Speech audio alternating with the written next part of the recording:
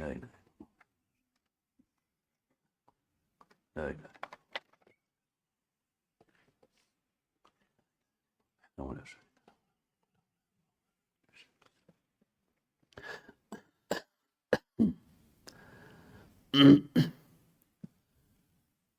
الحمد لله والصلاة والسلام على رسول الله وعلى آله وصحبه ومن والاه، وما بعد.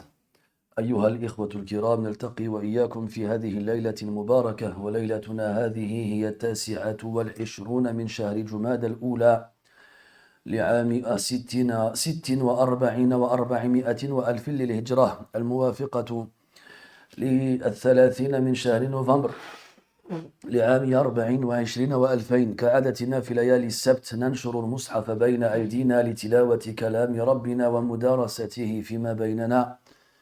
وكنا قد افتتحنا بحمد الله تبارك وتعالى في الدرس الماضي سورة الحديد، وتحدثنا طويلا عن آيتها الأولى، وسنواصل الحديث الليلة بإذن الله عز وجل مع ما سيعيننا الله عز وجل عليه، سائلين الله تبارك وتعالى يمن علينا بالتوفيق والسداد وينفع بنا البلاد والعباد، إنه ولي ذلك والقادر عليه. Mes très chers frères, nous nous retrouvons dans cette 29e nuit du mois de Jumad al-Oula de l'an 1446, c'est-à-dire le 30 novembre 2024. Comme chaque samedi soir, nous nous retrouvons avec la parole d'Allah subhanahu wa ta'ala que nous lisons et étudions.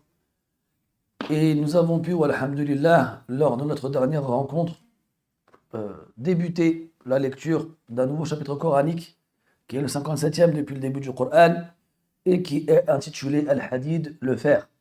Nous avons longuement parlé la semaine dernière au sujet du premier de ces versets et nous allons ce soir ensemble, Inch'Allah ta'ala, voir les versets suivants en demandant à Allah Azza wa Jal de nous accorder sa réussite et de faire de cette assise un événement qui témoignera pour nous le jour de la résurrection. قال الله تبارك وتعالى في أول هذه السورة: سبح لله ما في السماوات والأرض وهو العزيز الحكيم. له ملك السماوات والأرض يحيي ويميت وهو على كل شيء قدير. له ملك السماوات والأرض. سبق أن ذكرنا كثيرا أن للكلام العربي قواعد معينة تعيننا على فهم مراد المتكلم، والجمل في لسان العرب تنقسم إلى قسمين: منها ما هي فعلية ومنها ما هي اسمية. والجملة الاسمية تبنى على ركنين: المبتدأ والخبر، والترتيب الجاري في مثل هذه الجمل أن يتقدم المبتدأ على الخبر، ويجوز تأخيره على الخبر في بعض المواطن، وتأخير المبتدأ عن الخبر لا يكون إلا لإفادة معنى آخر. فهذه الآية أولها حرف جار واسم مجرور له، والأصل أن تبدأ باسم الملك أو له ملك السماوات والأرض. والعلماء يقولون تقديم ما حقه التأخير يفيد الحصر، والحصر إثبات حكم المذكور ونفيه عما سواه. والمعنى أن ملك السماوات والأرض ليس لأحد سوى الله سبحانه وتعالى، فهو وحده عز وجل خالقهما، وهو مالكهما وملكهما والمتصرف فيهما بما يشاء، فيخلقهما سبحانه وتعالى ويخلق ما فيهما من الكائنات والجمادات والحيوانات، ويتصرف فيهما من غير حاجة إلى وزير ولا إلى نظير. يقول الله تبارك وتعالى وما له فيهما من شرك وما له فيهما من شرك وما لهم فيهما من شرك وما له منهم من ظهير. والله تبارك وتعالى في هذين الخلقين اللذين هما السماوات والأرض دائم التصرف فيه، فهو القائل عز وجل إن الله يمسك السماوات والأرض أن تزولا، وهذا على وجه الدوام، لأنه يقول بعد ذلك ولئن زالتا إن أمسكهما من أحد من بعده. لو تركهما لزالتا، ولو زالتا لم يكن لأحد قدرة على إمساكهما أو إمساكها. ويقول في الآية الأخرى ويمسك السماء أن تقع على الأرض إلا بإذنه. فالله تعالى يمسك السماوات أن تزولا والأرض أن تزولا، ويمسك السماء أن تقع على الأرض، وهذا عمل عظيم لا يقدر عليه إلا رب العالمين سبحانه وتعالى. وجميع الكائنات والمخلوقات الموجودة في هذا الملك العظيم لا يمكن لأحد منهم أن يمتنع عن شيء أراده الله تبارك وتعالى منهم أو فيهم، والخلق كله ملكه، فله ملك السماوات والأرض وما بينهما وما فيهما، وبل ما فوقهما وما تحتهما، فملكه تام بجميع الوجوه، وهو وحده سبحانه الملك لا ينازعه في ملكه أحد. يقول سبحانه وتعالى ما اتخذ الله من ولد وما كان معه من إله إذا لذهب كل إله بما خلق ولا على بعضهم على بعض. فالله تبارك وتعالى هو الإله الحق الفرد الصمد الذي لم يلد ولم يولد ولم يكن له كفوا أحد. On avait vu ensemble, mes chers frères, que cette sourate commence par le fait qu'Allah nous informe que tout ce qu'il y a dans les cieux et sur terre le sanctifie. Et qu'il était Al-Aziz, le puissant, le fort et l'inébranlable, l'imbattable, Al-Hakim, le sage, le juste, et celui qui maîtrise à la perfection toutes choses. Puis il nous dit après, subhanahu wa ta'ala, lahu mulku samawati wal ard. On traduirait par à lui la royauté des cieux et de la terre. Et on a vu ensemble de nombreuses fois que la langue arabe s'exprimait à travers le biais de deux types de phrases, les phrases verbales et les phrases nominales. Le premier verset est une phrase verbale, sabbaha lillah, ça commence avec un verbe. Et le second est une phrase nominale. Et les piliers essentiels et principaux d'une phrase nominale en arabe sont al-mubtada ou al-khabar. Et ils sont en général dans l'ordre que je viens de vous donner. D'abord al-mubtada, l'élément principal sur lequel repose l'information, et al-khabar, l'information qui le concernera. Et on constate dans certains cas que cet ordre va être inversé, qu'on va mettre le khabar, l'information, avant al-mubtada. Et les Arabes ne vont pas inverser l'ordre des parties pour rien. Il y aura forcément une raison qui accompagnera cet inversement. Et la raison donnée par les ulama généralement, c'est ce qu'on appelle l'hasr, qui est l'exclusivité. C'est-à-dire qu'on va cerner l'élément principal par l'information et donc exclure tout ce qui n'est pas cité. Donc quand il dit subhanahu wa ta'ala à lui la royauté des cieux et de la terre, ça revient à dire que la royauté des cieux et de la terre n'est à personne d'autre que lui. Ils lui appartiennent. Il dit subhanahu wa ta'ala, pendant Allah ta'ala nous informe dans le Coran qu'il a créé les cieux et la terre. خلق السماوات والأرض بالحق. Il a créé les cieux et la terre avec justice. Donc il les a créés et il les gère. Et ça de façon permanente, car il les maintient et les empêche de quitter leur axe. Et il nous a informé dans le Coran que s'il les lâchait, il voguerait et errerait et disparaîtrait. Il a dit subhanahu wa ta'ala, Inna Allah yumsiku as-samawati wal arda an tazula. Certes, Allah retient les cieux et la terre de disparaître, de partir. Wala in zalata. Et s'il s'en allait, les cieux et la terre, in amsakahuma min ahadim min ba'di. Qui d'autre après lui pourrait les retenir? Personne. En fait, là, on a traduit in par une interrogation. Alors qu'en fait, in, lorsque il est suivi de illa, indique la négation. Ça revient à dire ma yumsikuhuma min ahadim min ba'di. Personne en dehors de lui ou après lui ne les retiendra. Donc ici, dans ce verset, il nous dit qu'il retient les cieux et la terre. Et dans l'autre verset, il nous dit subhanahu wa ta'ala wa yumsiku as-samaa'a an taqa'a 'ala al-ardi illa bi'idhnihi. Et il retient le ciel de s'effondrer sur la terre. Le ciel de s'effondrer sur la terre. Et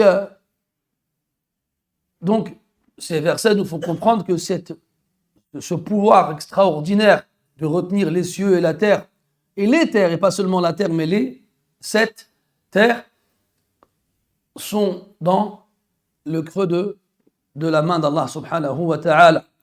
Il en est le roi, car il en est le créateur, al-mudabbir, le régisseur, et de toutes les créatures qui s'y trouvent, qu'elles soient vivantes ou inertes.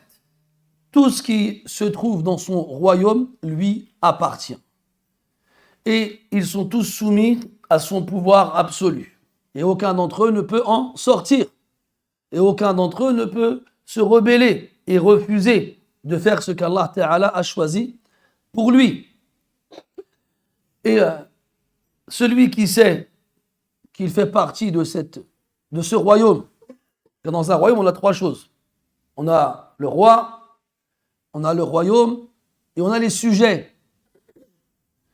Et si tu n'es pas satisfait d'être le sujet de ce roi ou de vivre dans son royaume, alors quitte-le.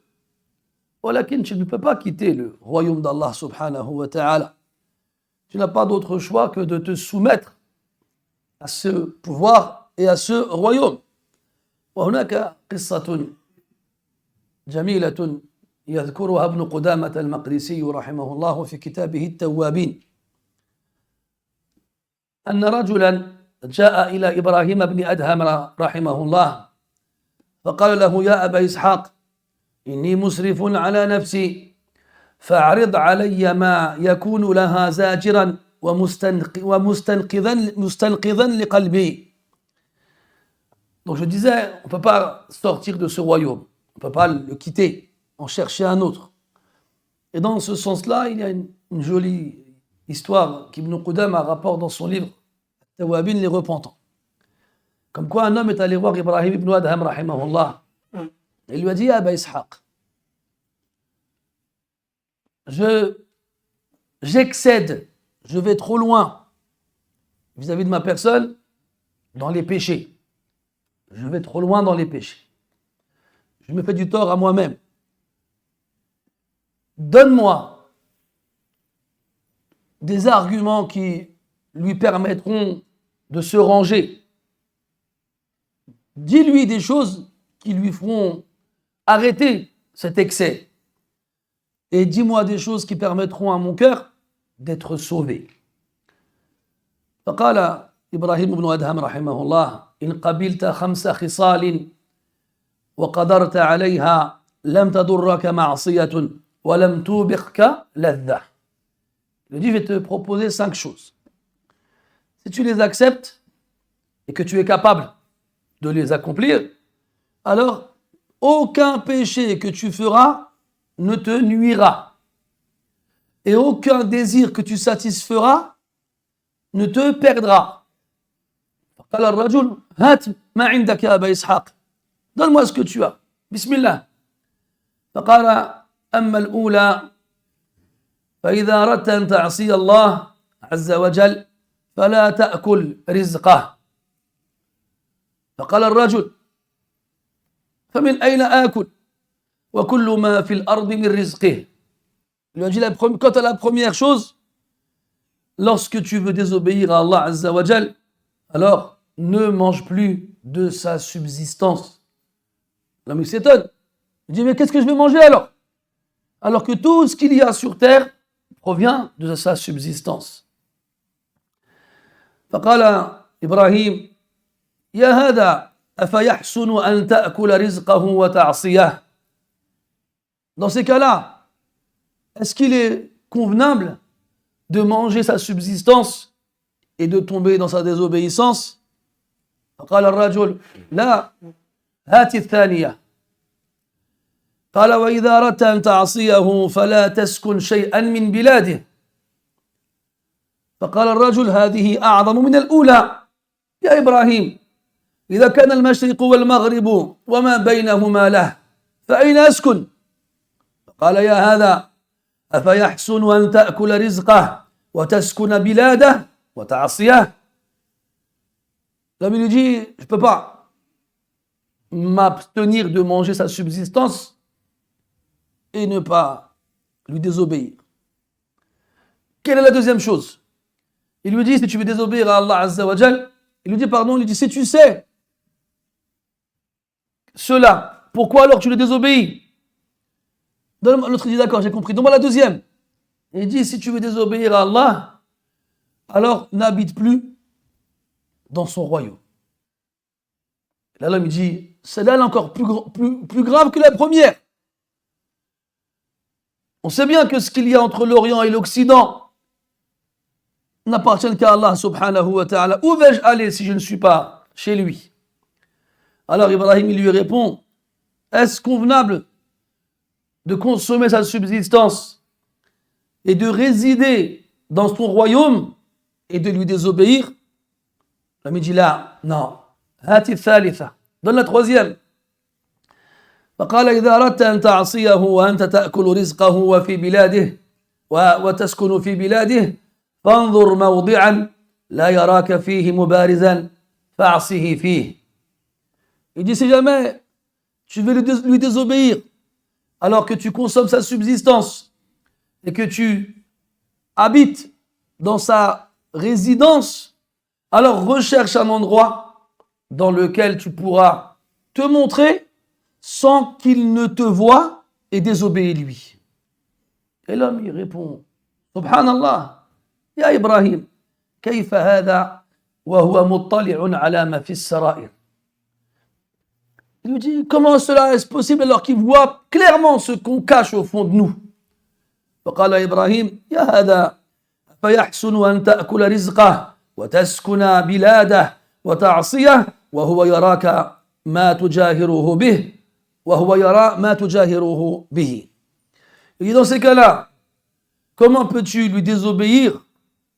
Comment peux-tu consommer sa subsistance et vivre dans sa résidence et lui désobéir alors qu'il voit ce que tu fais en apparence?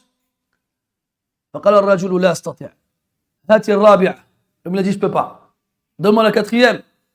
فقال إذا جاءك ملك الموت ليقبض روحك فقل أخرني حتى أتوب توبة نصوحا وأعمل لله عملا صالحا. فقال الرجل لا يقبل مني هذا. فقال إبراهيم يا هذا فأنت إذا لم تقدر أن تدفع عنك الموت لتتوب وتعلم أنه إذا جاءك لم يكن له تأخير فكيف ترجو وجه الخلاص. Il lui dit, lorsque viendra à toi l'ange de la mort, afin de récupérer ton âme, dis-lui, ajourne-moi, laisse-moi du temps en plus, afin que je me repente sincèrement et que j'accomplisse pour Allah des actions vertueuses. L'homme, il lui répond, l'ange n'acceptera pas de moi cette demande. Alors Ibrahim, il lui dit, ô toi, si tu sais que tu ne peux pas repousser la mort quand elle se présentera à toi pour te repentir d'un repentir sincère, et que tu sais que quand la mort viendra, tu ne pourras pas la retarder, comment peux-tu espérer être sauvé? فقال الرجل هات الخامسة donne-moi la cinquième فقال إبراهيم إذا جاءتك الزبانية يوم القيامة ليأخذوك إلى النار فلا تذهب معهم فقال الرجل لا يدعونني ولا يقبلون مني فقال إبراهيم فكيف ترجو النجاة إذن Il lui dit donne-moi la cinquième. Ibrahim lui répond lorsque le jour de la résurrection les gardiens de l'enfer viendront te saisir pour t'emmener en enfer, ne va pas avec eux.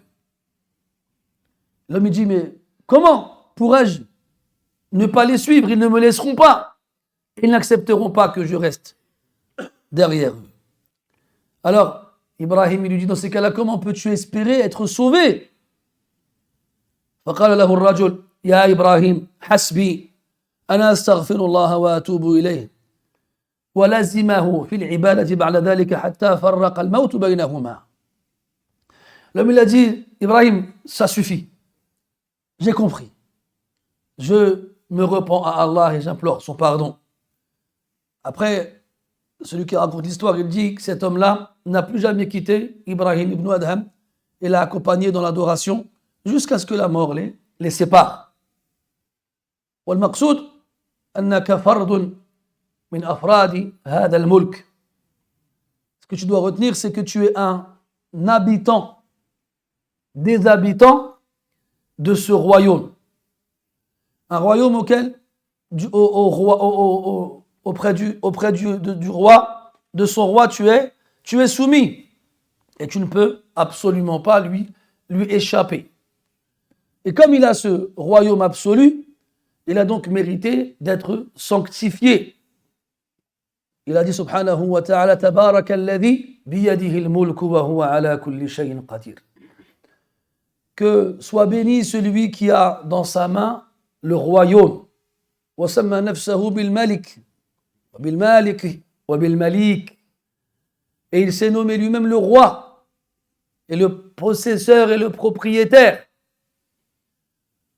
أفيحسن بنا أن نعصيه وقد أقررنا له بالملك وأفردناه بالعبادة لأنه الملك.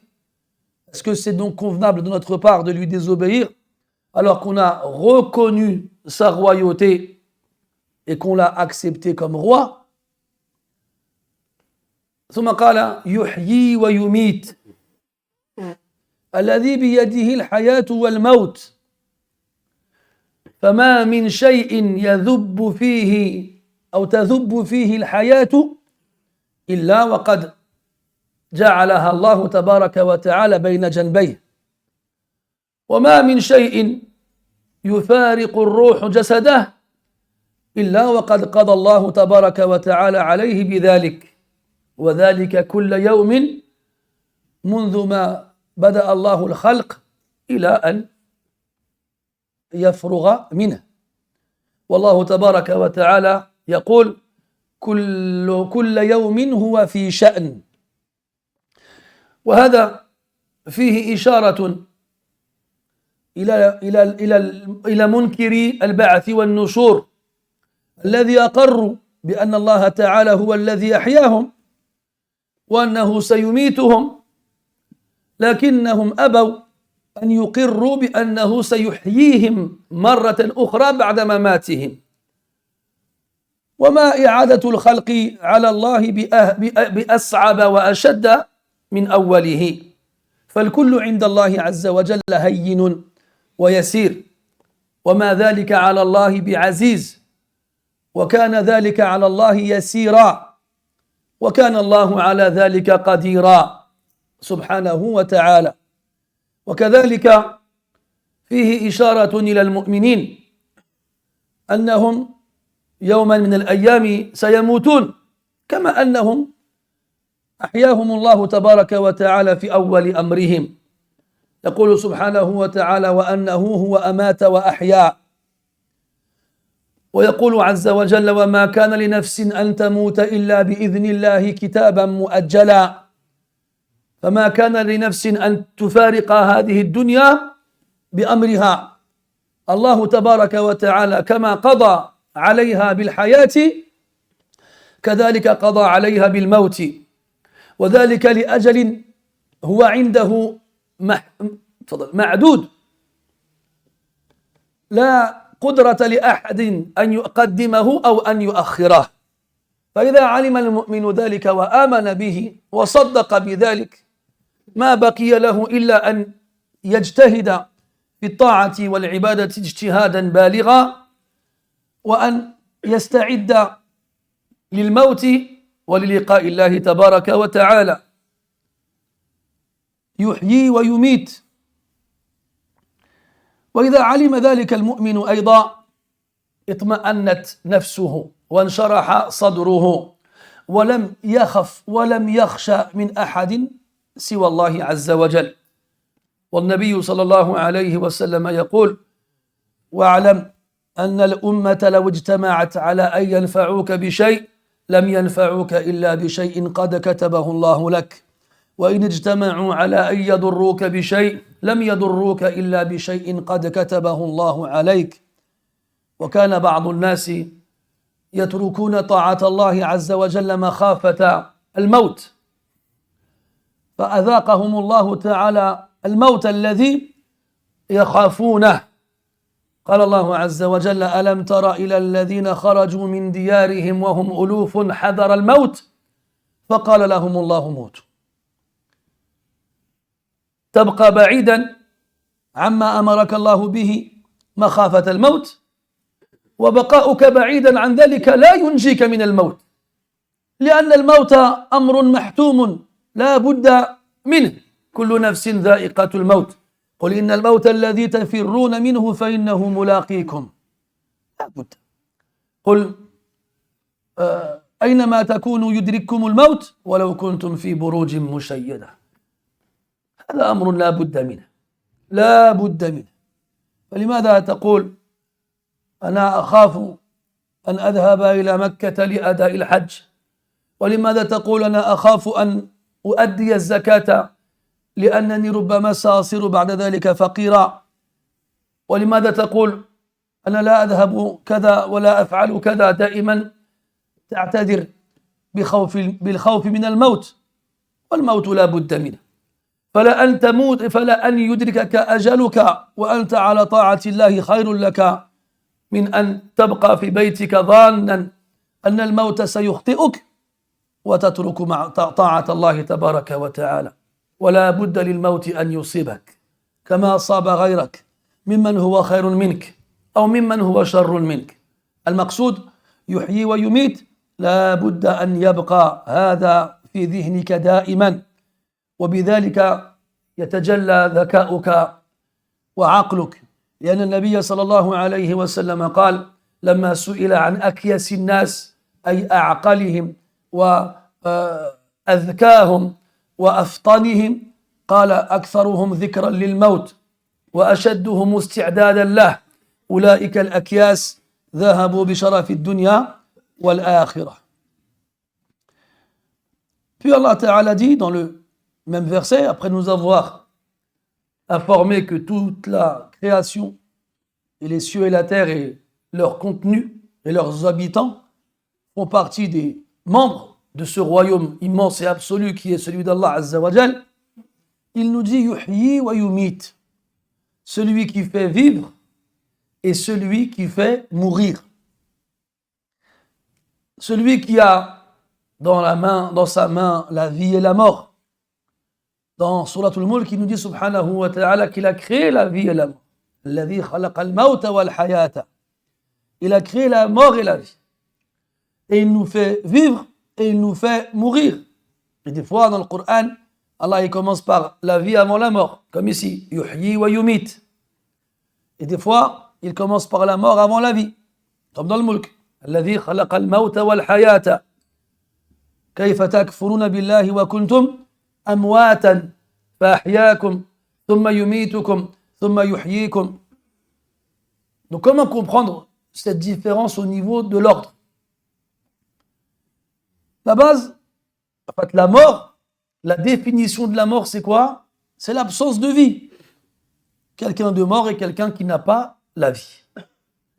Et avant qu'Allah ne nous crée et nous donne la vie, nous étions morts dans le sens où nous n'existions pas. Donc notre début, c'est le néant, l'absence de vie, et donc la mort. Et c'est donc pour ça qu'Allah Ta'ala commence dans certains versets par la mort. باعتبار أول الخلق باعتبار المبدأ, en se basant par rapport au point de départ. Et quand il s'adresse à eux en tant que vivants, alors il commence par la vie. Comme ici, yuhyi wa yumit, c'est lui qui fait vivre et c'est lui qui fait mourir. Et quand on dit c'est lui qui fait vivre, c'est lui qui fait vivre toutes les créatures qui ont en elles la vie. Et ça, tout le temps.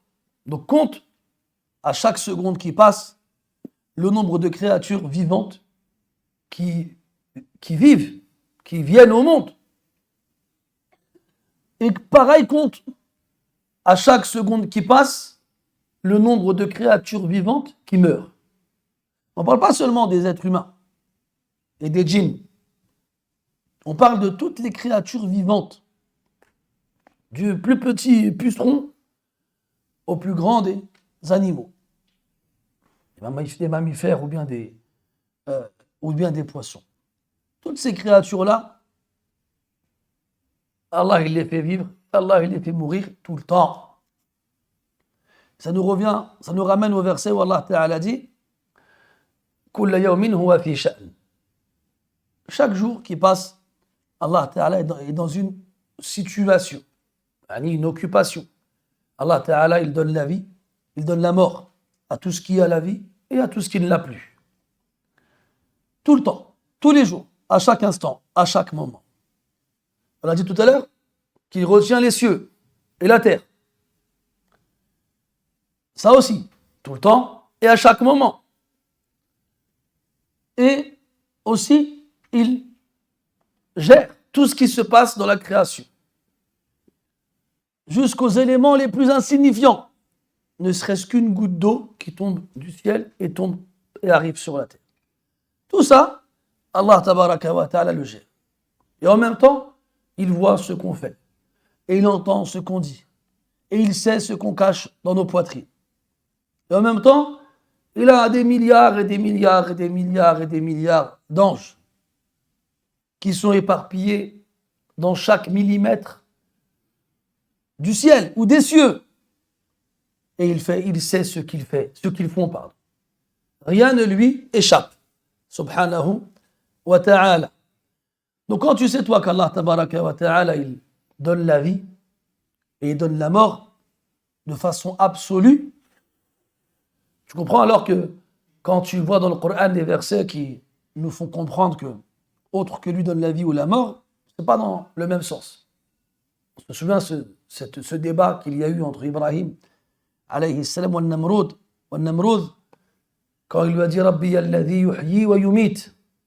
Il lui a dit mon Seigneur est celui qui fait vivre et qui fait mourir. Namrud il a dit moi aussi je fais vivre et je fais mourir. Il a demandé à ce qu'on lui ramène 2 esclaves. Il a dit amma hadha faqtuluhu wa amma hadha fastahyuhu. Il a dit moi aussi je donne la vie et je donne la mort. Ramenez 2 esclaves, tuez celui-ci et celui-là il laissez vivant. Mais ça, c'est pas donner la vie ou donner la mort. C'est juste une cause pour la préservation de la vie ou la réalisation de la mort. Mais il n'a rien donné concrètement. C'est dans ce sens-là que tu comprends le verset où Allah Ta'ala dit من أجل ذلك كتبنا على بني إسرائيل أنه من قتل نفسا بغير نفس أو فساد في الأرض فكأنما قتل الناس جميعا ومن أحياها فكأنما أحيا الناس جميعا. يعني استبقاها حية. Dans ce sens-là, Allah Ta'ala dit que celui qui fait vivre une âme, est-ce qu'il lui donne la vie? Non. Il préserve sa vie. Il fait les causes pour que la vie soit préservée. Et à l'inverse, pour celui qui va mourir, il fait les causes pour que la mort s'abatte sur lui. Ce n'est qu'une cause, mais il n'a en rien capable de donner la vie ou de donner la mort réellement. Allah dit dans le Coran, Ya ayyuhan nas, ضرب مثل فاستمعوا له إن الذين تدعون من دون الله لن يخلقوا ذبابا ولو اجتمعوا له وإن يسلبهم الذباب شيئا لا يستنقذوه منه ضعف الطالب والمطلوب. Allah Ta'ala s'adresse aux gens en leur disant ceux que vous adorez en dehors de lui, d'Allah Ta'ala, ne peuvent pas créer une mouche. Ils ne peuvent pas. Même s'ils se réunissaient tous pour y arriver. Ils ne pourront pas donner la vie. Vous avez vu, nous on a grandi dans une génération où on nous a montré de nombreuses histoires où des savants fous ont donné vie à des monstres. Tu connais Frankenstein? Il prend un cadavre, il lui met des pièces détachées de plusieurs autres cadavres, il le branche à une grande antenne, la foudre frappe l'antenne et le courant va rentrer dans le corps de ce cadavre et hop, il revient à la vie. C'est que de la fiction, ça. Ça n'arrivera jamais, ça n'existera jamais. Il y en a qui ont dit, ouais, mais qu'est-ce que tu dis des clones, du clonage? C'est que des causes. Prends une graine, mets-la dans la terre et arrose-la. Qu'est-ce qui va se passer? Elle va germer, elle va se fendre et son contenu va sortir. Eh bien, prends une graine, un spermatozoïde, prends une terre, un ovule, plante-la, mets-la dans les conditions et elle va se former. Mais quand on dit de donner la vie, prends un mort et ressuscite-le. Et ça, personne ne peut le faire et personne ne le fera jamais. Yuhyi wa yumit. Ce pouvoir absolu n'est qu'entre les mains d'Allah Azza wa Jal. Et rien ni personne d'autre que lui ne peut le faire. Et quand Isa alayhi salam, il a dit wa yuhyi al-mawta wa uhyi al-mawta bi'idhnillah. Je vais faire vivre les morts par la permission d'Allah. C'est Allah, comme il a dit, par la permission d'Allah. C'est Allah qui lui a conféré ce pouvoir à ce moment-là. Et dans le Baqarah, Allah il a dit quoi à Moussa alayhi salam? فَقُلْنَا اضْرِبُوهُ بِبَعْضِهَا كَذَلِكَ يُحْيِي اللَّهُ الْمَوْتَى. Un homme qui a été assassiné, dont on ignorait l'identité de son assassin, ils ont demandé à Moussa de demander à Allah qui l'a tué.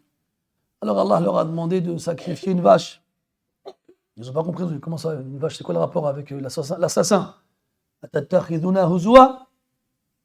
C'est comme aujourd'hui, il y a des gens qui vont te poser des questions, oui, est-ce qu'on peut faire le bitcoin, est-ce qu'on peut prendre des crédits, est-ce qu'on peut faire du leasing, est-ce qu'on peut faire du, comment ça s'appelle, le dropshipping, c'est ça? Est-ce qu'on peut faire tous ces trucs-là?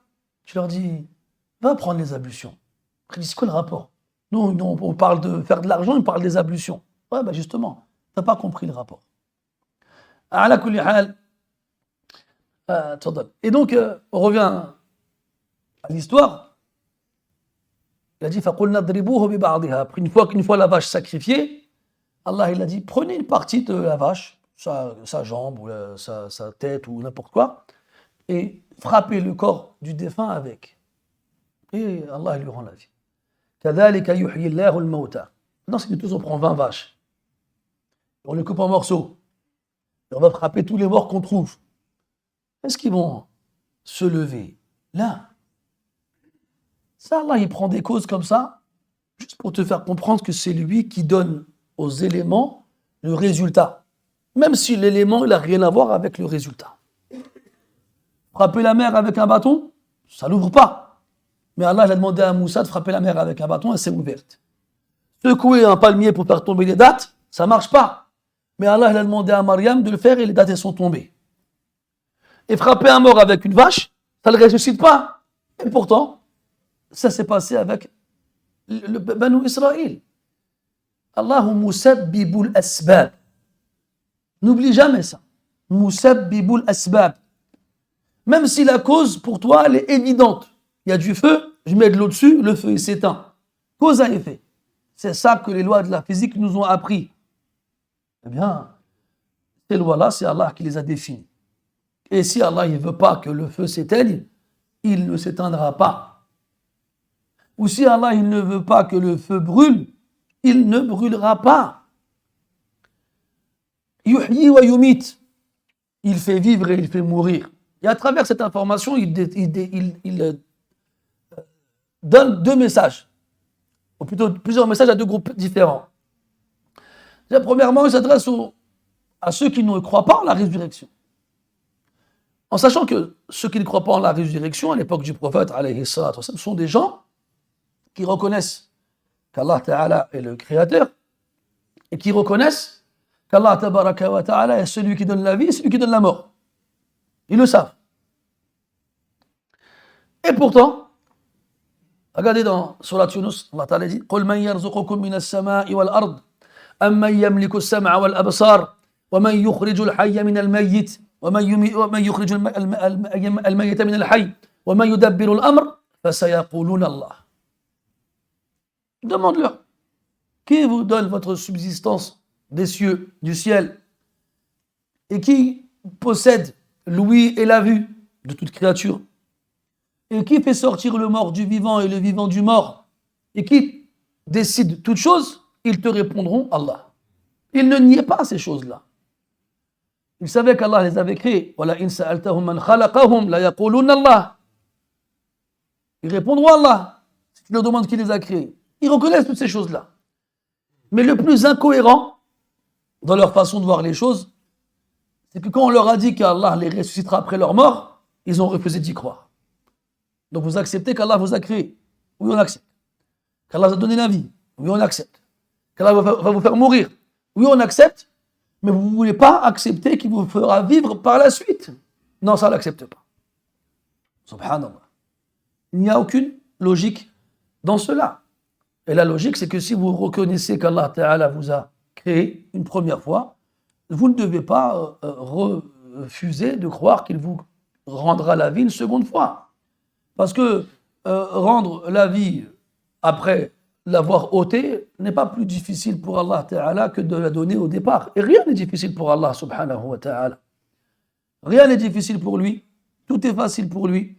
Le début et la fin, ils ne font aucune différence auprès d'Allah Azza wa Jalla. Ensuite, le deuxième message, il est pour les croyants. Toi, tu es un croyant. Quand tu entends yuhyi wa yumit, tu y crois. Tu sais que c'est la vérité. Tu en as une certitude. Alors, tu sais que tu vas mourir. Allah a dit dans le Coran, je ne sais pas qui c'est qui chuchote en haut, mais il chuchote très mal. J'ai toujours été fasciné par ces enfants qui chuchotent et qui croient qu'on ne les entend pas. Eux, ils n'entendent pas. Alors, et donc, j'ai presque entendu, j'entends vraiment ce qu'ils disent. Et les enfants en haut, coucou, je vous vois. Vous faites-moi un coucou là. Hein? Vous me voyez ou pas? Oui ou non? Répondez. Peut-être que je leur fais peur. Vous voulez bien parler un peu moins fort? Eh oh! Là, je vais monter, hein?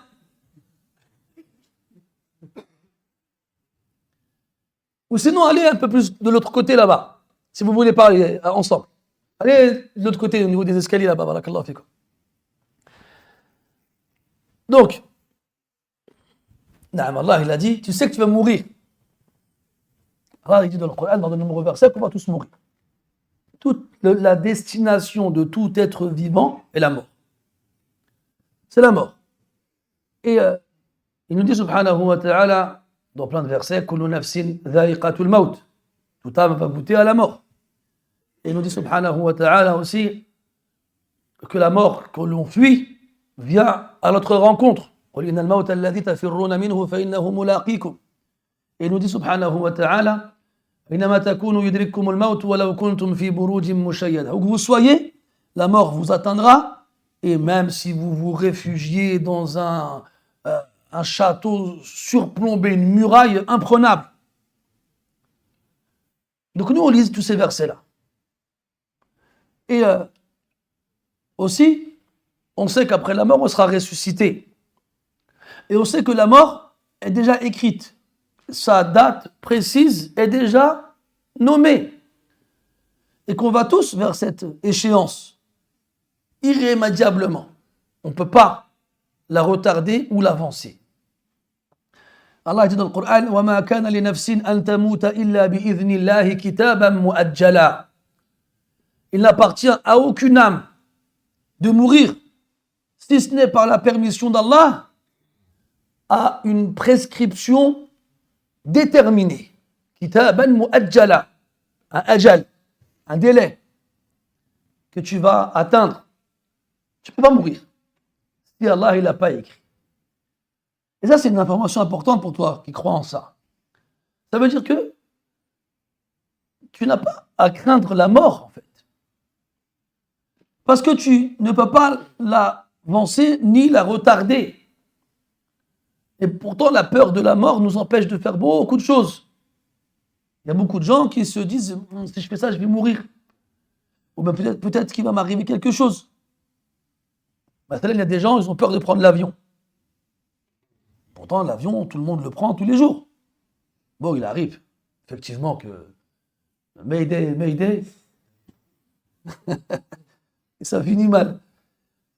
Walakin, c'est pas moi qui dis, c'est une statistique, il y a moins de morts dans des accidents d'avion que dans des accidents de voiture. Et pourtant, la voiture, tu la prends tous les jours. Ça ne t'empêche pas de la prendre, la voiture. Des fois, tu es en train de rouler, il y a un bouchon, puis tu vois qu'il y a un accident, tu arrives au niveau de la voiture, elle est réduite en miettes. Les gens qui sont dedans, ça y est, ils sont morts, mchao. Tu dis, Ya Rabbi Salama, et tu continues. Et le lendemain, tu vas reprendre ta voiture. Moi, j'ai déjà eu des discussions comme ça avec des gens pour le Hajj. Ah, moi, je crois que je ne vais pas faire le Hajj. Pourquoi? J'ai peur de prendre l'avion. Elle dit, riba, elle dit, riba. C'est étonnant, ça. طيب. يعذر هذا ولا لا يعذر؟ Est-ce qu'il est excusé ou pas? Il n'est pas excusé. Pendant des siècles, les gens ils partaient au Hajj à pied, sur un âne, akramakumullah, un dromadaire, un cheval. Puis pendant une période, ils y allaient en voiture. Moi, j'ai connu une époque en France où les pubs pour le Hajj tous les ans, c'était en car. Je me souviens dans les années 80, je pouvais partir de Mantes-la-Jolie jusqu'à la Mecque en car. Une semaine de voyage. Ça coûtait 5 000 francs. Même pas 1 000 euros. Il y a des gens qui partaient à la Mecque, en France, en car. Dis Allah, tu ne peux pas prendre l'avion. Vas-y, on t'excuse. Bah vas-y en voiture. بعيد الحال. Il va dire c'est loin. Et alors? Et imagine en chemin il m'arrive quelque chose. Mais il peut t'arriver tout et n'importe quoi tous les jours. Dans ta maison. Il y a des gens qui sont morts dans leur maison. Il y a des gens qui étaient en pleine forme, en bonne santé, dans la fleur de l'âge, assis chez eux. Ils sont morts. Comme ça. Ne crois pas que tu peux échapper à la mort. Tu ne peux pas y échapper. Allah a dit وَلَوْ كُنْتُمْ فِي بُرُوجٍ مُشَيَّدَةٍ. Trouve une forteresse, ça c'est le mot que je cherchais tout à l'heure. Trouve une forteresse avec des murs épais de je ne sais pas combien de centimètres, en béton armé, avec des couches d'acier trempées, mets devant chaque entrée tous les gardes du corps que tu voudras. Quand ton heure viendra, tu mourras. C'est comme ça. Donc pourquoi alors la mort t'empêche de faire ce que tu dois faire? Fais ce que tu as à faire et t'inquiète pas. Et fais confiance à Allah subhanahu wa ta'ala. Quoi que tu fasses, tu vas mourir dans tous les cas. Donc le croyant qui sait ça, il ne va pas laisser le diable le tromper avec la peur de la mort. Parce que le prophète dit sallallahu alayhi wa sallam ahabba liqa Allah, ahabba Allahu liqa'ah. Wa man kariha liqa Allah, kariha Allahu liqa'ah. فقالت عائشة رضي الله عنها أهو الموت فكلنا نكره الموت. Celui qui aime rencontrer Allah, Allah aime le rencontrer. Celui qui répugne à rencontrer Allah, Allah répugne à le rencontrer. Et Aïcha radiallahu anha dit, s'agit-il de la mort? Nous détestons tous la mort. Elle n'a pas dit, nous avons peur de la mort. Et les gens avant, ils n'avaient pas peur de la mort. Ils partaient en guerre pour un oui, pour un non. Et même s'il fallait mourir, il mourrait. À la bataille de Badr, les musulmans sont arrivés avant les koufars. Il y avait un point d'eau. Ils l'ont pris. Il y avait un homme dans l'armée de Quraysh, il a juré par Allah qu'il ira boire dans le point d'eau. Il y va, tout seul. Les musulmans, ils se mettent en position pour le dissuader d'aller plus loin. Il n'écouterait ni personne. Alors, il arrive devant les premiers musulmans, quelques coups sont échangés, et il se fait blesser 2-3 fois. Il continue. Et en avançant, d'autres musulmans viennent. Il s'échange des coups, et il se fait encore blesser, mais des blessures lourdes. Mais il continue, jusqu'à ce que quelqu'un vienne lui mettre le coup final. Ils disent qu'il a rampé jusqu'à se jeter dans le point d'eau. Là, tu veux mourir, mais j'irai dans le point d'eau. Voilà, il y a des gens, pour eux, mourir, c'était une bagatelle. C'était une bagatelle. On se souvient de cette lettre extraordinaire que certains rois musulmans ont envoyée à des rois qui ne l'étaient pas.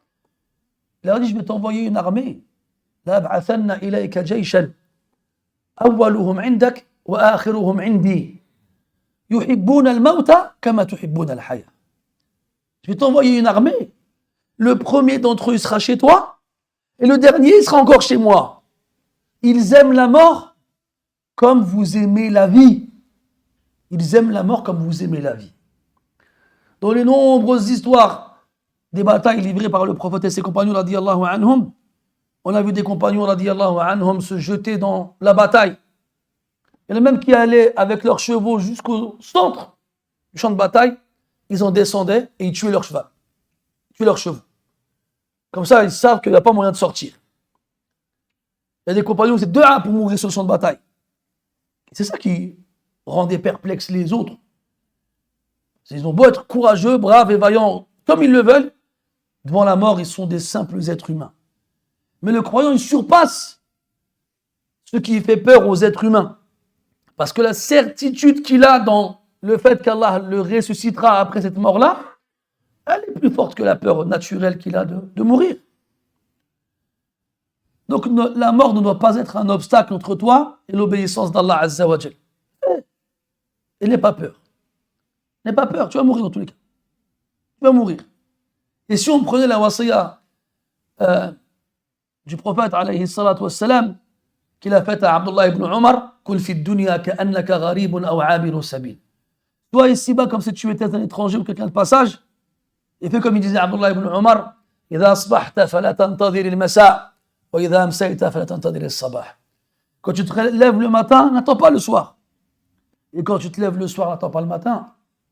فكم من عروس زينوها لزوجها وقد كفنت أكفانها وقد نسجت أكفانها وهي لا تدري وكم من مريض يعيش وكم من سقيم وكم من صحيح مات من غير علة وكم من سقيم عاش حينا من الدهر إلى آخر ما قال. Combien de jeunes mariés ont été apprêtés pour leur nuit de noces et dans la même nuit, son linceul a été brodé sans même qu'elle ne le sache. Et combien de personnes en bonne santé et bien portantes sont mortes sans souffrir d'un moindre mal, et combien de personnes malades ont concurrencé avec l'éternité, tellement ils ont vécu longtemps. Wallahi laysa al-amru bayna aydina. On ne sait pas. Alors pourquoi se fatiguer? À se faire mal à la tête, ouais mais je vais mourir. Il y a des gens, on appelle ça des hypochondriaques. L'hypochondriaque, c'est celui qui a peur de la maladie. Tu as vu, depuis le Covid, il y a eu un avant et un après. On voit encore des gens venir à la mosquée avec des masques. On voit des gens, quand ils font la prière, ils posent des mouchoirs par terre. On sent qu'il y a une peur de la maladie, il y a une peur de plein de choses en rapport avec la mort. Chose qu'on ne regardait pas forcément avant. On est d'accord qu'avant le Covid, en France, on voyait quasiment personne avec des masques. C'était rarissime. Pour ne pas dire absent totalement. On voit que ce genre d'épreuves, elles nous ont changé. Elles nous ont changé. Le moindre problème, tu vas sur Internet, Google, j'ai un bouton qui m'a poussé dans le dos. Je regarde sur Google, c'est peut-être un début de cancer. Et les gens, après, ils ont peur, ça y est, je vais mourir. Ils y croient. Ils se font leur propre diagnostic. Recours chez les médecins. Et même si les médecins les rassurent, ils leur demandent, vous n'avez pas un médicament juste pour être sûr? Regarde le nombre de médicaments que les gens ils consomment tous les jours. Tu vois, on sent que les gens, ils ont cette peur. Elle leur colle à la peau. Subhanallah, nous qui, alhamdulillah, vivons en sécurité. C'est-à-dire que techniquement, la seule chose qui nous fait vraiment peur, nous, c'est la maladie. En général, les gens en France, ils n'ont pas peur en sortant de chez eux que quelqu'un sorte avec un couteau et les tue. Ils n'ont pas ce genre de peur-là. Ils n'ont pas peur qu'un avion passe au-dessus de leur tête et lance une bombe et extermine tout le monde. Ils n'ont pas ces peurs-là. Même les personnes âgées, tu les regardes, ils n'ont pas spécialement plus peur de la mort qu'un jeune. On les voit bien. Il est vieux. Dunya. يقيل نركب في السوق يتذكر مع أصحابه.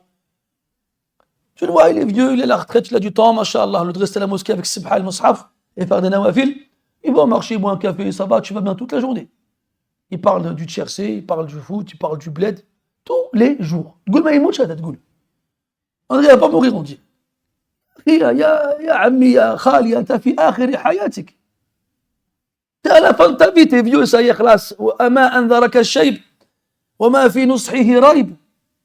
Les cheveux blancs n'ont-ils pas averti? Et il n'y a pas de doute dans le conseil qu'il te donne. Il est là. Mazali Ahmed Rassou beau gosse.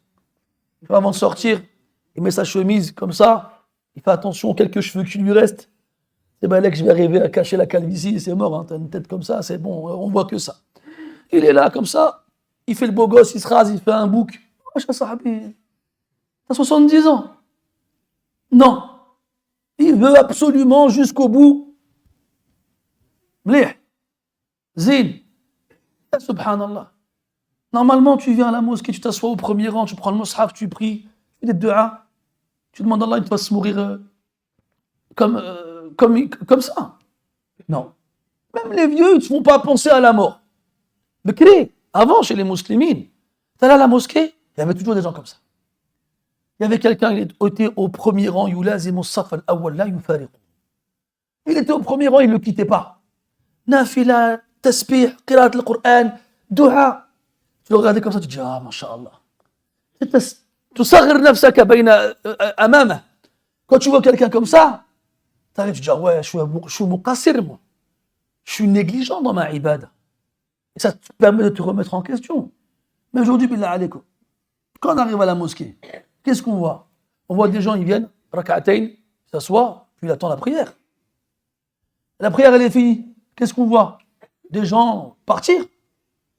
Puis au mieux, il y en a qui font leur tasbih, puis ils partent.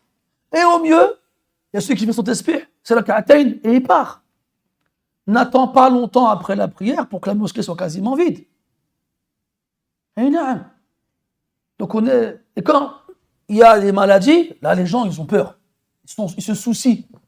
Wallahi, qu'on a plus peur de la mort, nous, ici, aujourd'hui, que des gens qui auraient des raisons de la craindre tous les jours. Je ne sais pas si vous avez vu une vidéo de nos frères et sœurs en Palestine. Un frère avec des enfants. Ils sont en train de se filmer. Ils sont en train de chanter une chanson. Et d'un coup, boum, on entend une bombe qui explose pas loin.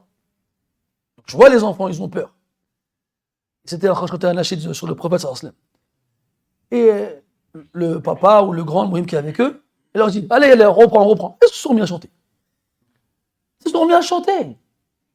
On aurait fait quoi, nous? Billah alaykoum, on aurait fait quoi?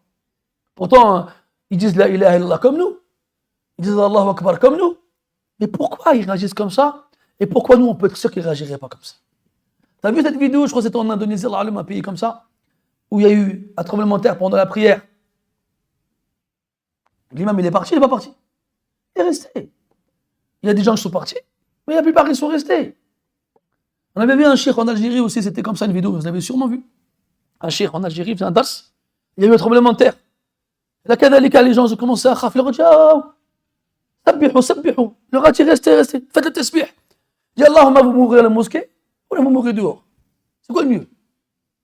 Après, ils ont commencé à faire tasbih, ils ont fait takbir, ils ont commencé à faire du dhikr. Et alhamdoulilah, la terre s'est arrêtée de trembler. Heureusement, alhamdoulilah, Allah nous montre ces choses-là. On les voit avec nos yeux. Parce que demain, ça va nous arriver, nous, on fera pas. Qu'est-ce qu'on aura comme réaction? On va partir en courant? On va se pousser? Laisse-moi passer le premier? On va écraser les enfants qui vont tomber par terre? Tu peux être sûr que ça va se passer comme ça. Et dès que mes frères, Allah il nous dit yuhyi wa yumit. S'adresse à toi. Il va te faire mourir, Allah, tu vas mourir. Tu vas mourir. Est-ce que tu te prépares pour ce jour dont le rendez-vous est déjà donné? Et ce jour-là, mes frères, c'est le rendez-vous, la rencontre avec Allah Azza wa Jal.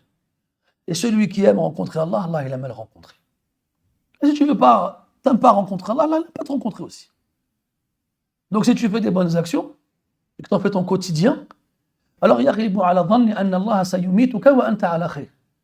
Alors tu peux croire et espérer qu'Allah te fera mourir et tu seras dans un bon état. Et l'inverse, il est aussi réel. À ces gens-là qui passent leur temps dans la désobéissance et ils disent plus tard, je me rangerai plus tard. Mais plus tard quand? Quand? Qui t'a garanti que ce plus tard arrivera? Et qui t'a garanti que toute ta vie tu l'as passé dans le péché et le moment où l'ange viendra prendre ton âme, tu n'y seras plus dedans? Qui te garantit ces choses-là? Yuhyi wa yumit ya ikhwani. Il fait vivre et il fait mourir. Wa huwa ala kulli shay'in qadir. قدرته لا نهاية لها إنما أمره إذا أراد شيئا أن يقول له كن فيكون. Et il est sur toute chose omnipotent. Yani il a un pouvoir absolu. Il n'a qu'à dire soit quand il veut une chose pour qu'elle soit. Kun fayakun. Rien n'est impossible pour lui subhanahu wa ta'ala. Et tout est facile pour lui, subhanahu wa ta'ala. Il n'y a absolument aucune limite à son pouvoir. Absolument aucune. Wa huwa ala kulli shay'in qadir. Il a créé les cieux et la terre. Il les maintient, il les retient, il les préserve. Wa la ya'uduhu hifdhuhuma. La yaktarithu min hifdhihima. Ça ne le gêne pas. Si moi je viens, je te donne un sac et un autre, et je t'en mets un sur la tête et un entre les jambes, et je te dis fais 10 mètres. Tu dis oh, tu m'as pris pour une machine ou quoi? Tu peux pas, ça va être impossible à porter toutes ces choses-là. Allah Azza wa Jal, il maintient l'équilibre de la création sans que ça ne le gêne en quoi que ce soit. La ya'uduhu hifdhuhuma. Absolument pas. Et dans ce pouvoir absolu, la vie et la mort. Il fait vivre ce qu'il veut et il fait mourir ce qu'il veut. Dans le hadith, comme quoi, yuqalu lil musawwir yawm al-qiyamah ou lil musawwirin yawm al-qiyamah ahyu ma khalaqtum. On dira aux artistes qui représentent des créatures douées de vie, le jour de la résurrection, faites vivre ce que vous avez créé. Tu vois les sculpteurs qui sont là en train de sculpter, faire des statues, des humains ou autres. Même aujourd'hui, ça m'arrive de tomber sur des vidéos, je vois des artistes qui font des choses extraordinaires. On ne l'a pas à modeler. Toi, quand tu arrives à faire un truc, un rond, tu es content, tu fais comme ça. Tu veux épater tes enfants, regarde, je vais te faire un rond. Même ton rond à la fin, il est bizarre. Lui, il vient avec un cure-dent, il fait quelque chose d'extraordinaire. Ouais, mais tu vas arriver devant Allah, tu vas voir plus extraordinaire que ça. On leur dira, donnez-leur la vie à vos créations. Ils ne pourront pas. Et dans une version du hadith, Allah Ta'ala yansha'u likulli hadihi suwar nafsan yu'adhibu biha sahibaha ou sahiba hadihi suwar. Dans une version du hadith, Allah Ta'ala donnera à chacune de ses créations une âme. Et elles serviront à les châtier en enfer. Wal'iyadu billah.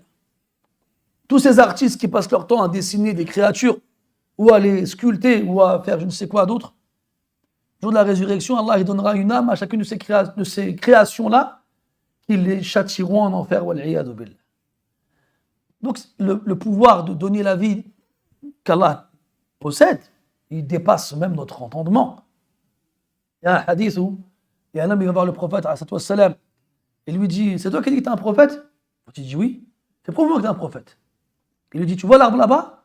Il dit ouais. Si je le fais venir jusqu'à moi, tu croiras en moi? Il dit oui. Il regarde l'arbre, il dit ta'al. L'arbre il est sorti de la terre, il est venu. Il a vu. L'homme il est comme ça, il était ébahi. Et t'as vu? Oui. Allez, il a dit l'arbre retourne à ta place, il est retourné à sa place. Allah Ta'ala il fait ce qu'il veut. Et toi tu crois en tant qu'être humain insignifiant, tu vas t'opposer à sa décision? Lahu mulku samawati wal ardi yuhyi wa yumit wa huwa ala kulli shay'in qadir. Il est omnipotent. Il fait ce qu'il veut. Le dernier homme qui sortira de l'enfer, quand Allah lui dira entre au paradis, il aura l'impression que le paradis il est plein. Yukhayyalu ilayhi annaha mal'a. Il dira ya Rabbi, il n'y a plus de place. Allah lui dira, est-ce que tu aimerais avoir ce que les rois du monde possédaient? Il dit oui. Il fait va. Je te donne ce bas monde et 10 fois son équivalent. 10 fois. L'homme lui dit, ya Rabbi, atahza'u bi wa anta rabbul izza. Même lui à ce moment-là, c'était trop pour l'accepter. Et Allah, tu te moques de moi et en plus, alors que tu es le roi des rois? Et là, après, il rit, il rit, il dit va. Il dit, après, il dit aux Sahaba, vous savez pourquoi je ris? Il dit non, c'est parce qu'Allah, il va rire quand l'homme, il va lui dire ça. Il dit va au paradis. Tu auras 10 fois ce bas monde et ce qu'il contient et plus encore. Ça, c'est la place du dernier homme qui rentrera au paradis. Le dernier homme qui sortira de l'enfer. Qu'est-ce qu'Allah donnera aux premiers qui rentreront au paradis, qui ne mettront pas un pied en enfer? Nasallallahu naj'alana minhum. Idhan, al-maqsoud, c'est que ala kulli shay'in qadir.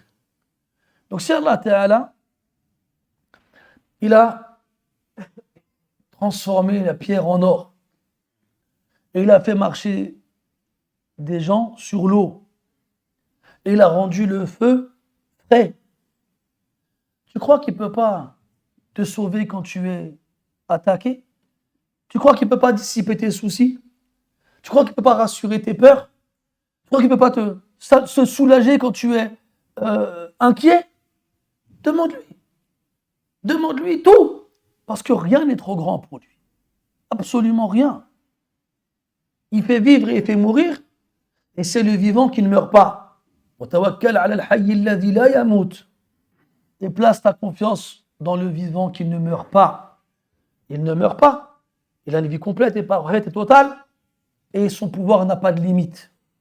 Et quand tu lui demandes avec un cœur absent, si tu apprenais que le plus riche du monde, il va venir à la mosquée là,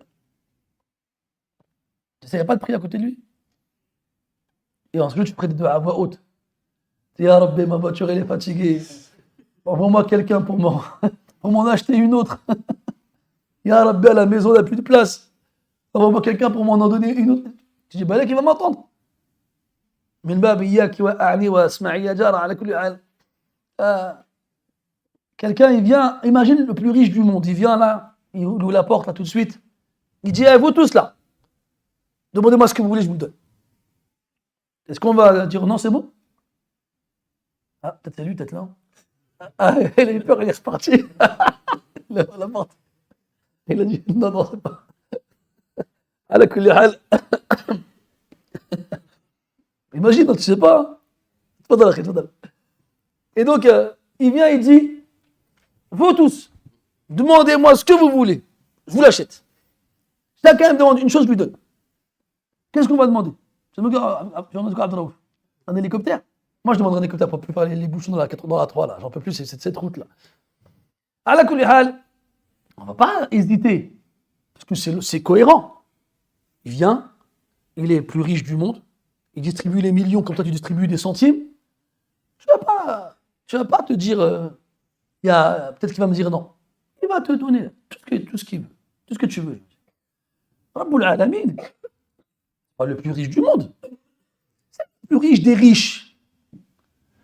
Celui dont toute la création lui appartient, celui dont le pouvoir n'a aucune limite, et toutes les nuits, quelque temps avant le Fajr, c'est lui qui vient à toi et descend au ciel de ce bas monde, au dernier tiers de la nuit, et dit Hal min sa'ilin fa'u'tiyah, Hal min da'in fa'ujibah, Hal min mustaghfirin fa'aghfira lah.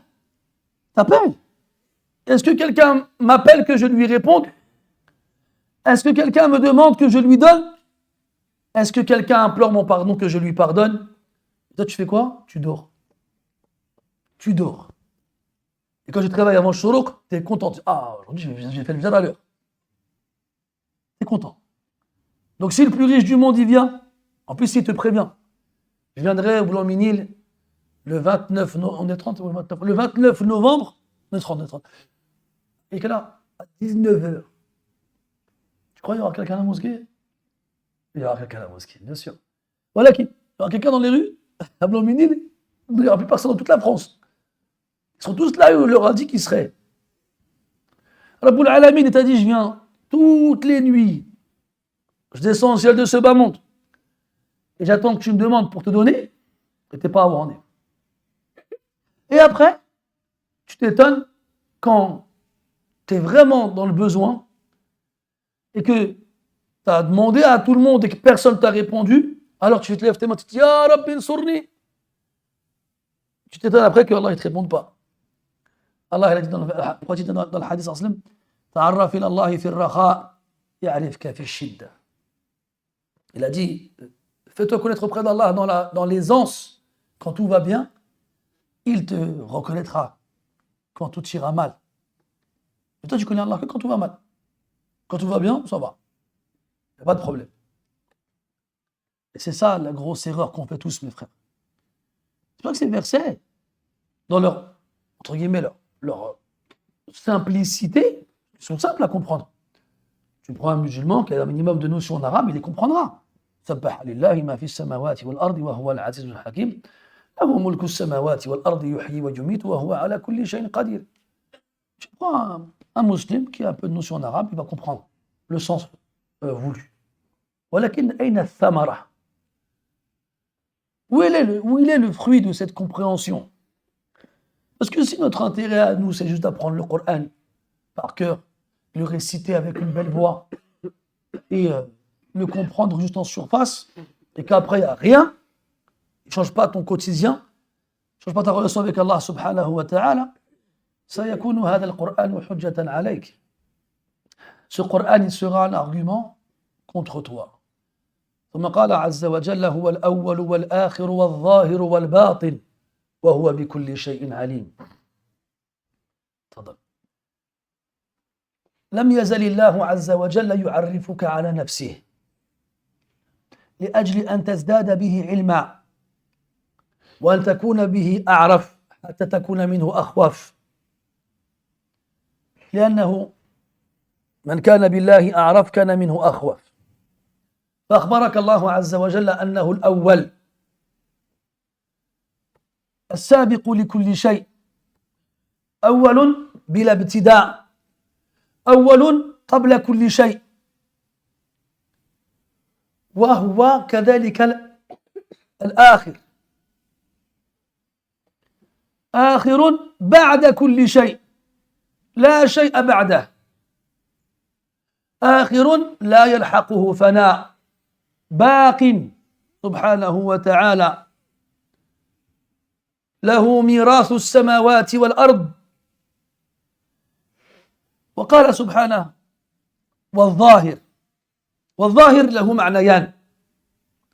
المعنى الأول العالي، فالظهور بمعنى العلو، ومنه قوله تبارك وتعالى فما استطاعوا أن يظهروه وما استطاعوا له نقبا، يعني في يأجوج ومأجوج، أن هذا الردم الذي بناه ذو القرنين لم يستطيعوا أن يعلوه، أن يظهروه، أن يصعدوا فوقه ليجاوزوه.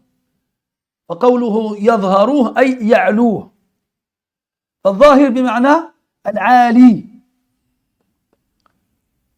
وهو الكبير المتعال العالي الأعلى، علو الذات وعلو الصفات وعلو القهر. والمعنى الثاني بمعنى الغلبة، ومنه قوله تبارك وتعالى: فأيدنا الذين آمنوا على عدوهم فأصبحوا ظاهرين، أي غالبين. وجاء في تفسير النبي صلى الله عليه وسلم لاسم الله عز وجل الآخر أنه قال: اللهم أنت الأول فلا شيء قبلك، وأنت الآخر فلا شيء بعدك، وأنت الظاهر فلا شيء فوقك. فدل قوله عليه الصلاة والسلام لا شيء فوقك أن الظاهر معناه العالي، وهو كذلك سبحانه وتعالى العلي العظيم الأعلى الكبير المتعال، وهو القاهر فوق عباده، يخافون ربهم من فوقهم ويفعلون ما يؤمرون، الرحمن على العرش استوى سبحانه وتعالى. الظاهر والباطن، وهو الأول والآخر والظاهر والباطن.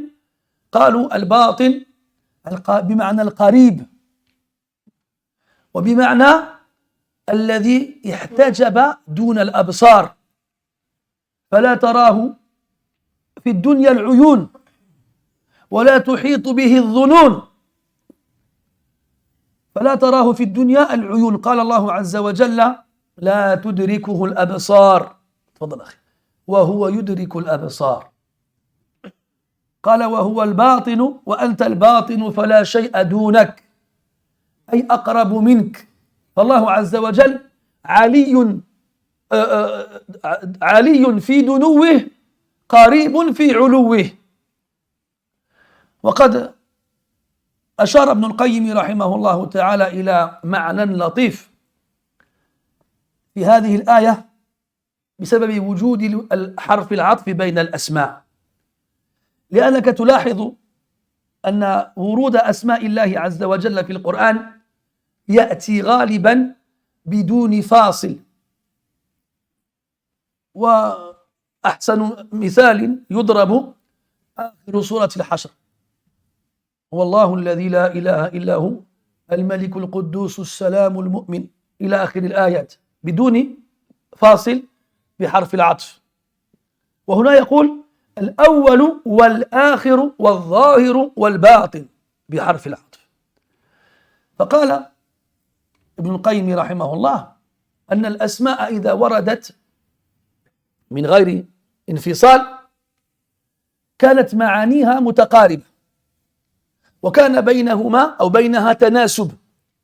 وهنا فليست كذلك، فالأول لا يتناسب مع الآخر، لأن الأول في الغالب لا يكون كذلك الآخر، والظاهر لا يتناسب مع الباطن الذي يظهر، يعني يعلو، وكذلك يخفى فلا يرى. فلذلك جاء حرف العطف: هو الأول والآخر والظاهر والباطن وهو بكل شيء عليم. فعلمه سبحانه وتعالى كامل وشامل، لم يسبق بجهل ولم يلحق بنسيان، يعلم ما كان وما هو كائن وما سيكون وما لم يكن كيف كان يكون، وإنما أمره إذا أراد شيئا أن يقول له كن فيكون. فالله سبحانه وتعالى بكل شيء عليم، لا يخفى عليه شيء، يسمع كلامنا ويرى مكاننا ولا يخفى عليه شيء من أمورنا. Puis Allah Azza wa Jal nous se décrit à nous, il se présente à nous et il nous donne un moyen de le connaître encore plus. pour que tu l'aimes encore plus et pour que tu le glorifies encore plus et le sanctifies encore plus. C'est à ça que servent ces versets qui sont les plus importants du Coran. Les versets où Allah te parle de lui, subhanahu wa ta'ala. Celui qui t'a créé pour que tu l'adores et qui t'a créé pour que tu le craignes et qui t'a créé pour que tu l'espères. Et le seul moyen de se distinguer des autres dans ces éléments-là, c'est de le connaître le plus possible. Et le seul moyen de le connaître, c'est à travers les informations qu'il nous a données dans la révélation. Il nous dit, subhanahu wa ta'ala, huwa al-awwal, c'est le premier, avant lequel il n'y a rien ni personne. Le premier, sans début, celui qui a toujours existé, celui qui n'a pas un point de départ précédé par le néant, le premier, de façon absolue. Et là, tu te dis, mais comment c'est possible? Ben justement, cherche pas. Parce que ton esprit ne peut pas comprendre cela. Quand on t'expliquait en maths que l'infini, ben c'était l'absence de fin. Quand tu prends infini, tu as le participe passé fini précédé d'un préfixe qui indique la négation. Infini. Ça ne finit pas. Compte. Tu sais, quand on était petit, je t'ai compté jusqu'à 20. T'es content. Après, on te dit, mais après 20, il y a 21. Ah ouais. Vas-y, continue, 21. Après, 22, 23, 24, 25. Ah, j'ai compté jusqu'à 29. Non. Après 29, il y a 30. Après, les petits, ils sont contents. Ils rivalisent dans celui qui s'est compté le plus. Mais nous, là, venez, on compte. Venez, on regarde qui s'arrête le dernier. Et même s'il y a d'entre nous, il s'arrête le dernier, eh bien, il y aura toujours des chiffres après. Sur le plan mathématique, je précise. Donc, tu l'as accepté. Tu n'arrives pas à le concevoir, mais tu l'as accepté. Ton prof de maths, il t'a dit c'était comme ça, tu as dit d'accord, monsieur. Et quand tu fais des équations avec le petit 8 à l'envers, là, tu sais que c'est l'infini. Tu l'as accepté. Ton esprit ne peut pas le concevoir. Je dis, mais attends, mais comment ça se fait qu'il y a toujours un chiffre après un autre? Il n'y a pas à la fin, ça s'arrête. Non, ça ne s'arrête pas. Tu l'as accepté. On t'a dit à l'école que l'univers, il était infini. Il n'y a pas de fin. Comment ça se fait? Tu t'arrêtes, tu vas, t'avances. Il n'y a pas de fin. C'est ce qu'ils nous dit à l'école. Tu n'as pas à chercher à comprendre. D'accord. Tu l'as accepté. Et quand tu faisais un contrôle, est-ce que l'univers a une fin? Tu disais non. Et tu avais le moyen, tu étais content. Tu t'en fichais. Tu l'as accepté. Tu ne comprenais pas, mais tu l'as accepté. Donc quand on te dit Allah tabaraka wa ta'ala, il n'est pas soumis aux lois physiques de la création, il n'a donc pas de début. C'est ça qui fait de lui cet être supérieur au-dessus de la création, car il n'est pas soumis à ces règles qui nous sont imposées, qui nous a imposé lui, d'avoir un début et une fin. Donc il est le premier. Avant toute chose, il n'a pas de commencement. Il a toujours existé.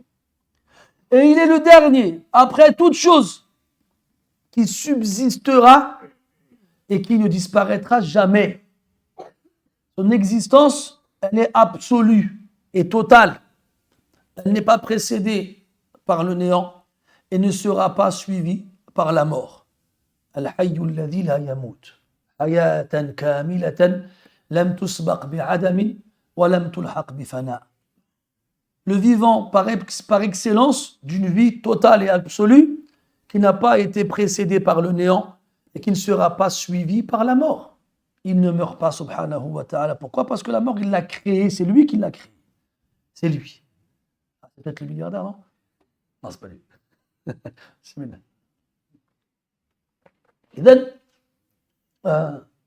C'est lui qui l'a créé, la mort. La mort est une de ses créatures. Elle va avoir un pouvoir sur lui. Rien ni personne n'a un pouvoir sur lui, subhanahu wa ta'ala.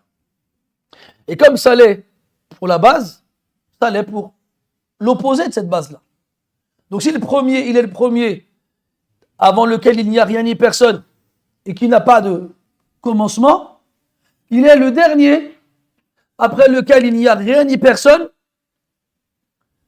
et qui n'a pas de fin. Et dans le Coran, Allah il nous a dit qu'il subsistait kullu man alayha fan. Wa yabqa wajhu rabbika dhul jalali wal ikram. Tout ce qu'il y a sur terre va disparaître. Et restera le visage de ton Seigneur, subhanahu wa ta'ala. Il a dit, azza wa jal, kullu shay'in halikun illa wajhah. Tout est voué à l'extermination, au périssement. Au périssement. Non, on ne dit pas, Abdelrahman. Bon bref, tout est voué à périr et disparaître. Quand c'est galère avec le nom, on bascule dans le verbe. Illa wajha, sauf son visage. Il restera. Après que toute chose ne soit plus. Et dans le verset, il a dit Walillahi mirathu samawati wal ard. Et à Allah appartient l'héritage des cieux et de la terre. Le dépérissement, c'est à lui que tout reviendra après que tout sera anéanti. Comme vous le savez, à la fin des temps, Allah il ordonnera à Israfil alayhi salam de souffler dans le clairon. Et lorsqu'il soufflera, qu'est-ce qu'il se passera? وَنُفِخَ فِي الصُّورِ فَصَعِقَ مَنْ فِي السَّمَاوَاتِ وَمَنْ فِي الْأَرْضِ إِلَّا مَنْ شَاءَ اللَّهُ. Et on soufflera dans le clairon, tous ceux qui sont dans les cieux et tous ceux qui sont sur terre seront foudroyés. Tous. إذن الأول والآخر والظاهر. الظاهر, si on reste sur le sens explicite, c'est l'apparent, celui qui est visible. Zahara. Mais ce n'est pas ce sens-là qui est visé ici, qui est voulu. Même si c'est un sens possible. Il y en a certains qui ont dit qu'il est visible à travers sa création. Donc quand Allah il nous dit Inna fi khalqis samawati wal ardi wa ikhtilafil layli wan nahar la ayatin li ulil albab. Il y a dans la création des cieux et de la terre et la succession des jours et de la nuit, du jour et de la nuit, des signes pour les doués d'intelligence. ومن آياته أن خلقكم من تراب ثم إذا أنتم بشر تنتشرون ومن آياته أن خلق لكم من أنفسكم أزواجا لتسكنوا إليها إلى آخر الآيات. Quand Allah il nous parle de ces signes, c'est quoi un signe? Une ayah, c'est quoi? C'est un repère. C'est un repère. Et le repère, il te permet de te retrouver ou de reconnaître. Si je te dis, rendez-vous demain au marché à telle heure, tu me reconnaîtras, j'aurai un chapeau rouge. Tu vas arriver le lendemain, tu vas chercher un chapeau rouge. Quand tu vas le voir, tu vas dire, c'est toi, Soufiane? C'est moi. Ah, je t'ai reconnu. Avec quoi? Un signe. Donc, Allah Ta'ala, il est visible à travers ces signes. On a posé la question à un bédouin qui revenait de voyage. On lui a dit, qu'est-ce que tu as retenu comme leçon de ton voyage? Il lui a dit, Ra'aytu anna al-athara yadullu ala al-masir wa anna al-ba'rata tadullu ala al-ba'ir fa ardun dhatu fijaj wa sama'un ذات أمواج نعم أبراج أحسنت أبراج وبحر ذات أمواج أفلا يدل ذلك كله على الكبير المتعال. Il a dit, j'ai constaté, j'ai remarqué que l'empreinte indiquait le passage de quelqu'un avant cette empreinte-là et que le crottin indiquait le passage d'un dromadaire avant qu'il ne soit là. Donc, une terre jonché de sentiers, et un ciel perlé de constellations, et une mer rythmée par les vagues, cela n'indique-t-il pas le grandiose et l'immense? C'est signe, zahir, dans ce sens-là. Mais sinon, les ulama ils vont viser plus précisément deux autres sens. Zahir, c'est celui qui est au-dessus, qui est élevé. Et on retrouve ce sens-là dans le Coran. Quand Allah Ta'ala il dit, dans l'histoire de Gog et Magog, après que Dhul Qarnayn les ait enfermés derrière une muraille immense, qu'ils n'ont ni pu perforer, donc passer à travers, ni pu escalader pour passer au-dessus. Il a dit dans ce verset que tu connais, فَمَا اسْطَاعُوا أَن يَظْهَرُوهُ وَمَا اسْتَطَاعُوا لَهُ نَقْبًا. Ils n'ont pas pu passer au-dessus, comme ils n'ont pas pu la trouer. Cette muraille immense était grandiose et épaisse, de façon à ce qu'elle les a bloqués de l'autre côté. Et ici, le verbe employé, c'est ظَهَرَ. فَمَا اسْطَاعُوا أَن يَظْهَرُوهُ. Ils n'ont pas pu passer au-dessus. Donc, al-Zahir, c'est celui qui est au-dessus. Au-dessus de quoi? De sa création. Et l'autre sens de Zahara, de Zahir, c'est celui qui a le dessus. Il y a celui qui est au-dessus et celui qui a le dessus. Al-Ghalib, al-Ghalaba, l'emporter sur l'autre. Et ce sens-là aussi dans le Coran. Dans le verset où Allah Ta'ala dit فَأَيَّدْنَا الَّذِينَ آمَنُوا عَلَى عَدُوِّهِمْ فَأَصْبَحُوا ظَاهِرِينَ. Nous avons assisté ceux qui ont cru en face contre leurs ennemis, ils eurent alors le dessus. Ils les battirent, ou la battèrent. Ils les ont battus. Il a employé le mot zahir. Et ces deux sens-là, ils s'appliquent. Ici, al-zahir. Parce qu'Allah, il est au-dessus de sa création, dans son être, dans ses attributs et dans sa domination. Et Allah Azza wa Jal, comme il dit dans le verset, Wallahu ghalibun ala amrihi. Et Allah, il a le dessus. Son ordre a le dessus sur celui des autres. C'est lui qui l'emporte, subhanahu wa ta'ala. Et on a un hadith où le prophète, alayhi salatu wa sallam, il implore Allah Azza wa Jal. Et il utilise ces noms-là qu'il va préciser. Il dit, Allahumma anta al-awwalu, fala shay'a qablak. Falaysa qablaka shay'. Tu es le premier, il n'y a rien avant toi. Wa anta al-akhiru, falaysa ba'daka shay'. Tu es le dernier, il n'y a rien après toi. Wa anta al-zahiru, falaysa fawqaka shay'. Il n'y a rien au-dessus de toi. Et donc cette précision, elle vient nous permettre de sélectionner dans les différents sens le fait qu'il soit au-dessus des autres, au-dessus de toute chose, subhanahu wa ta'ala. Comme il a dit dans le Coran de plein de façons différentes. 7 fois dans le Coran, ثم استوى على العرش. الرحمن على العرش استوى. Au-dessus du trône, subhanahu wa ta'ala. والسقف والعرش عفوا سقف المخلوقات. Et le trône est le plafond de la création. Il nous dit, subhanahu wa ta'ala, que les choses elles descendent de lui. إِنَّا أَنزَلْنَاهُ فِي لَيْلَةِ الْقَدْرِ تَنزِيلٌ مِّنْ حَكِيمٍ حَمِيدٍ. Et il nous dit que les choses montent vers lui en employant 3 verbes différents. رَفَعَ وَصَعَدَ وَعَرَجَ. Il a dit Ya Isa inni mutawaffika wa rafi'uka ilay. Il a employé le verbe rafa'a qui veut dire monter, faire monter, élever. Il a dit Sa'ada ilayhi yas'adu al-kalimu at-tayyib wal 'amalu as-salihu yarfa'uhu.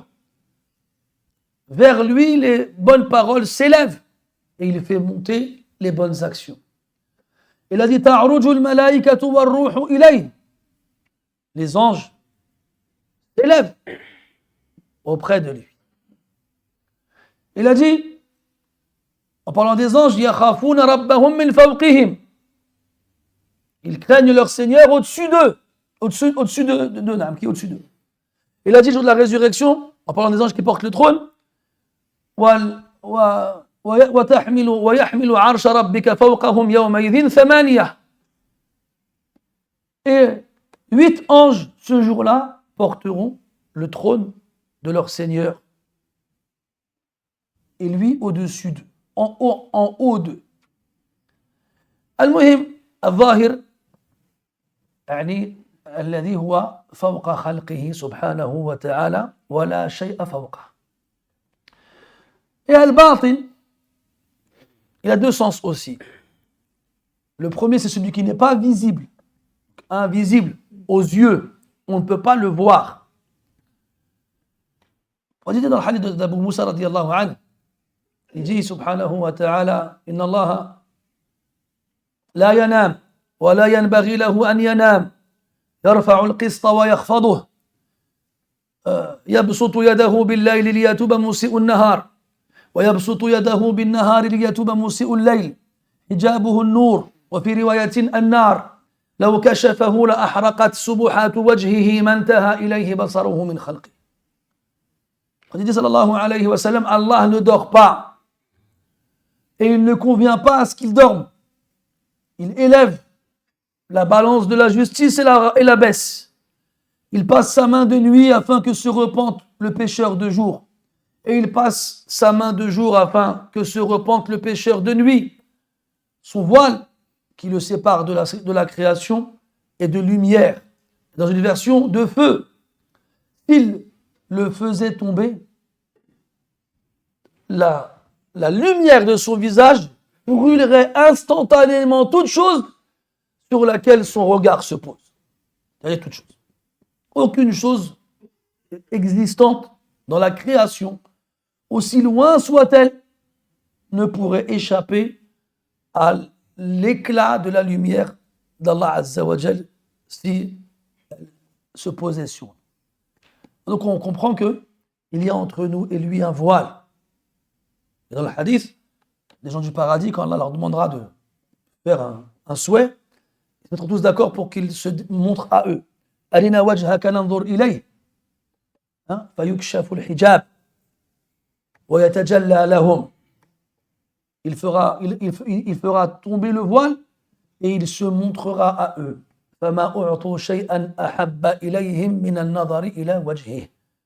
Rien de ce qu'on leur donnera au paradis ne sera préféré à eux de pouvoir contempler son visage.